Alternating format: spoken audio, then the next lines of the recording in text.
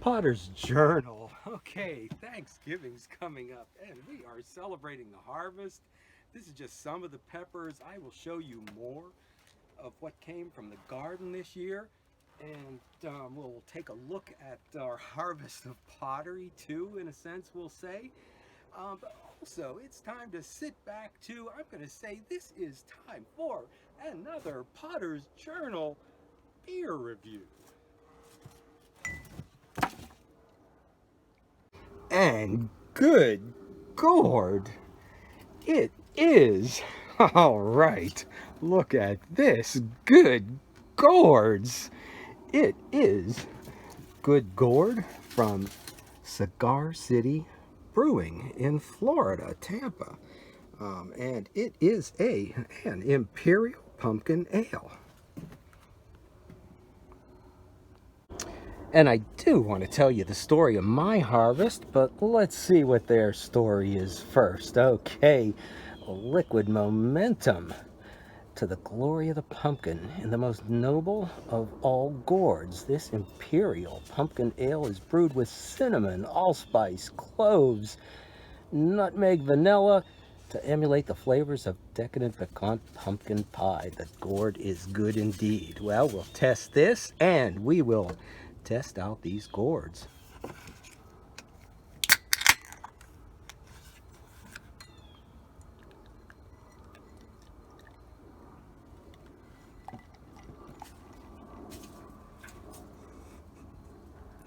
Okay, and this is an artist channel. This is pottery we're talking about. Look at that color. Even this top part looks pumpkin squash gold.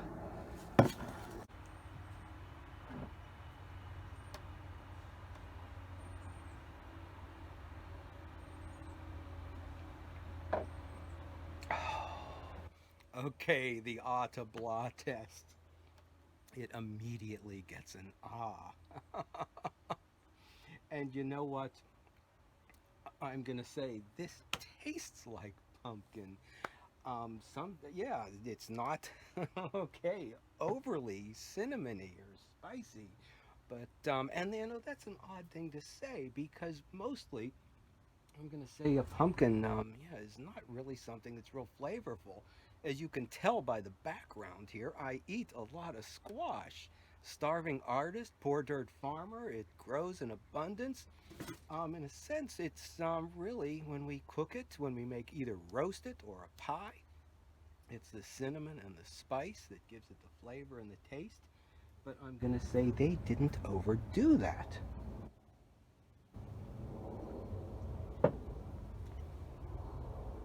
And maybe you taste the subtle taste of the pumpkin pie. So what do we got here? This is a Japanese kabocha. Here it is actually a cross. I've got the seed packet for that. So there it is, the name. I haven't tried this one yet. This is new. I may have picked the right one to grow because I noticed it's shown up in the grocery stores. And then we've got a Long Island cheese. And this is going to be a great review. I forget what the books say about it. I grew it once before and I sold them all. So the farm market, so I don't know how it is yet. This is a Trombonica Squash. Okay, it like all of these is a okay, here we go, Moshada type at the very end there. I picked them because they are resistant to the vine borer, which seemed to decimate mine. This one can be picked young in the summer. It's a little bit zucchini-like if you really think about it. And then you can just keep using this as it goes. I don't really care for it, but I like it. It's okay in soup or in pie, but just plain roasted. I'm not crazy about it. Whereas the butternut, okay, most of us know that is the one is good roasted. Just with cinnamon, butter, olive oil. Let's see what else is here. This is new this year. Oh, okay, this is Musc de Provence. This is, okay, southern France, I assume, by the name. It says that it is good roasted, and for eating. Um, so we'll find out. Of course, the pictures always show them beautifully orange, but as you can see, mine came out green and with a smoky haze to it. Now here we go. How about this? Oh no, it won't fit. Okay, it won't fit in the picture. It's that big and it's got a lot of weight to it. This was sold in Gurney's catalog as a butternut, and they showed a picture of it looking like a butternut. Well, when this started bearing fruit this summer in the garden, I had no idea what it was. The seeds were from 2 years ago. Oh, great. And I think it's called Agronaut. I will put the name in the comments below. I went on a mad search to find out what it was, since I couldn't find the seed packet from 2 years ago. I came up with it had some of them looked a little bit like a Tahitian, which this is from the same seed pack. And some of them looked a little bit like an Italian, but I did finally find the seed pack, and I will put its name down below. I ate it through the summer like a zucchini when they were young, and it apparently lasts a long time in storage, so we will test that out for the ones that go bad first. And okay, let's get to some pottery. This was an unexpected great year. Okay, this was an excellent pottery harvest this year. About mid-June or July, I started a series of videos with a summer production run that just finished, okay, a week or two ago, with the blues. Okay, the pots all came out of the kiln painted glazed blue. And I really, okay, pushed along the production. It was totally unexpected. I thought with no shows in 2020 that I had pots that would have taken me well past Christmas this year, and I was out about midsummer, so it was a mad run of production pots through the summer. It's nice to say, okay, I'm back as a potter. The blues, the kiln with all the blues, weren't the greatest pots. Okay, the glaze, I could have done a lot better. I had to get a lot done for a show real fast. It did it. People like them, but I have already up to the game on that. On the ones in the blues kiln, I used a white slip under standard sea mist, and they just look kind of bland and blah, like squash.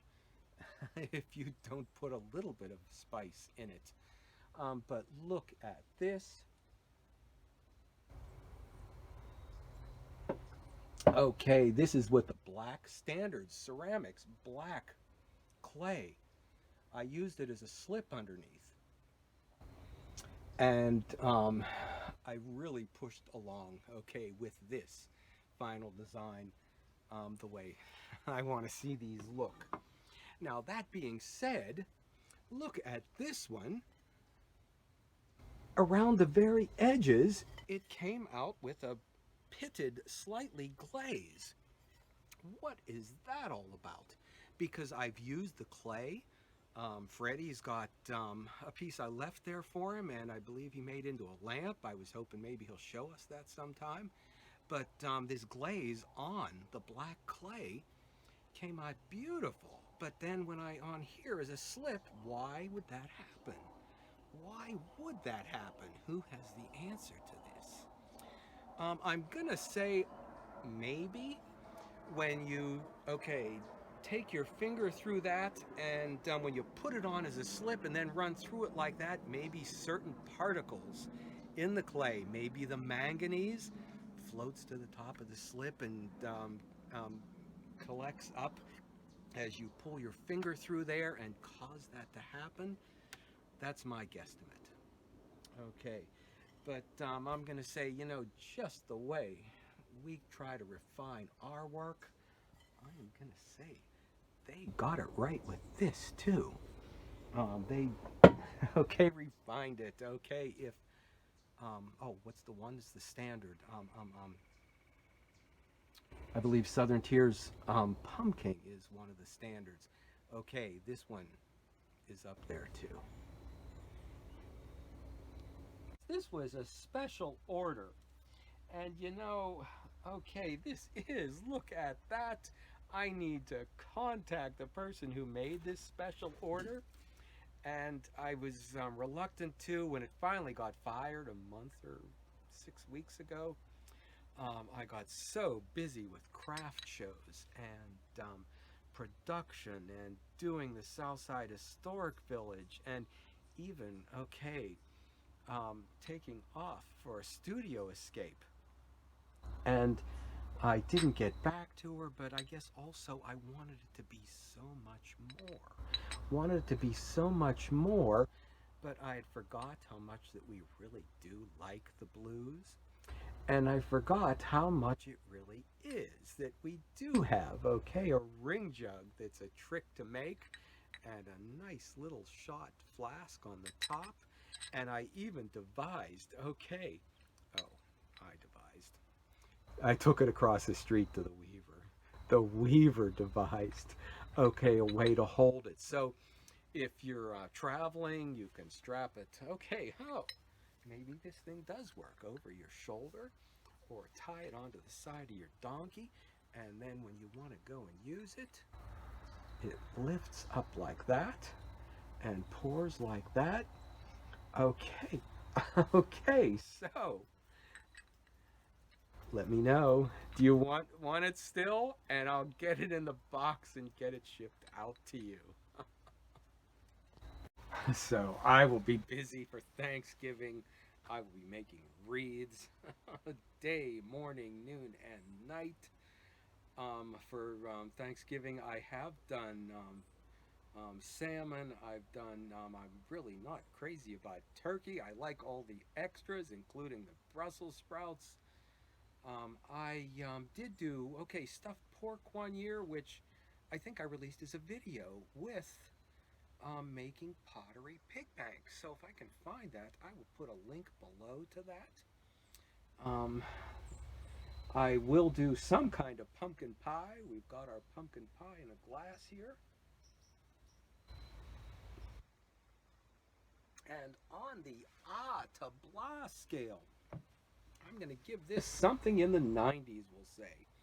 The tabla scale, okay, my one grandfather, and this was in the 70s when all they had was, okay, the beer that they made in the 70s. I think there were one or two kind. And my one grandfather would drink it and go, ah. And my other one grandfather would drink it and go, ah. So there's the odd blah scale. And on turkey, I definitely give it a blah. But I will say this year, I'm going to try something different. Okay, I will do the potatoes and the stuffing and the cranberry, okay, relish and the squash and the pie. And we will be organic and it'll be from the garden. But on the turkey part, you know, I am going to give that another try. We're going to go another way this year. Okay, this may surprise you. Okay. What do you think? Stop back and see what pies I bake this year.